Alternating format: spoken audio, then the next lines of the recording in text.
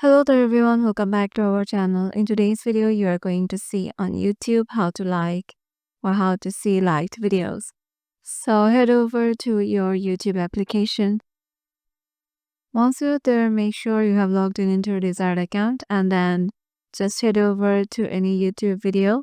So I'm just heading over to a video, let's say this one. So let me just add it to my liked video. So how can I do that? Is once I like in it, and I can also give it a save, and it will be saved to watch later.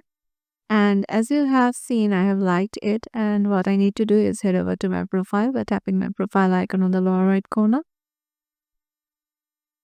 And here you can see the option of liked videos. So in the playlist section. So if you can't find your liked videos playlist in here, you can just tap on this view all option right here. And from here, you can just navigate to your liked videos.